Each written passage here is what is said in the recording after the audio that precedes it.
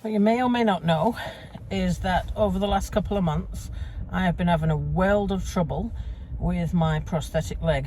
The socket has not been fitting, and the places where things get done have been broken down. I've had to wait for a long time for appointments, one thing and another. We're now at the end of August. This started in May and I still can't walk very well. And today I came to the limb centre again because we are starting all over again and trying to make a new socket. The last limb centre appointment, where we gave up trying to make the one that had already been made correct, left me feeling really down and out, and actually all of this has triggered off my PTSD again, and I've been back to the nightmares and the anxiety and the fight or flight, sort of aggravated mode, and it's all been really tricky. So here is what's happened today. I'm at the limb centre. I can't remember how many times this is now. The leg started giving me trouble in May. We're now in August and still haven't sorted it out. We've made a socket and had to cast it aside and start again. And I'm here today for the second test socket fitting. And to be honest, I'm not feeling so great, because as soon as I put the socket on, I can feel the pain the same as before. I just feel like we're just not getting places fast enough with this leg. And of course, without a leg, that affects how I move everywhere, all of the time. 3 hours, 3.25 hours at the limb centre trying to problem solve the leg. The check socket's made of plastic and we had to alter it many times to try and get it right. I actually don't know if it is still right, because the other one has been rubbing for so long that skin is really angry and inflamed. So I've got another plastic socket to walk around on and try and see how it goes. Then we've got to decide how to get the next one made.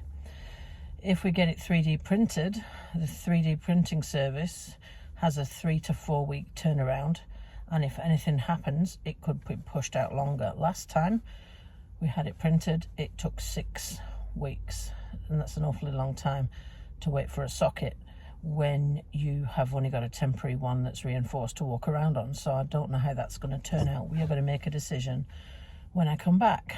So I have got to come back in 2 weeks with this plastic socket and then decide what we're doing there.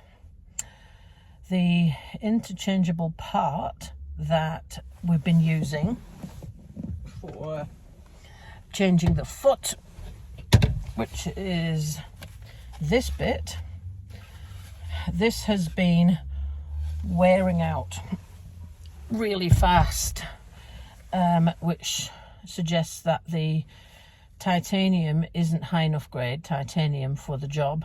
So we have to puzzle over what we're going to do about that, because I have a walking foot that's hydraulic, one that's carbon, and a swim fin. And originally we were thinking we'd put the carbon foot on the run socket and walk around on the hydraulic, but then that leaves the fin, which I'd forgotten about, which we still need to quick change on. So we don't know what we're going to do about that right now. Ryoji's going to have to go back to the drawing board and see if there's any other component providers that have higher quality components. So it's all really tricky. I'm worn out and feel quite emotional, because this whole leg drama, getting me back to walking around like a normal person and a normal leg, is still stretching out and could stretch out for another 1 to 2 months yet before we get this leg finished. And it all just, it takes its toll on you when you are relying on that to get around and mobilize.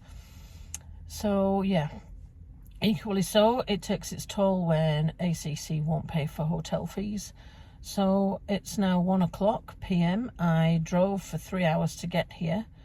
I've been here for 3.25 hours having my appointment, and I've now got to do a 3-hour drive home again, just because ACC won't pay for an overnight stay. So that makes for a very long, very tiring physically and emotional day. So it's not ideal.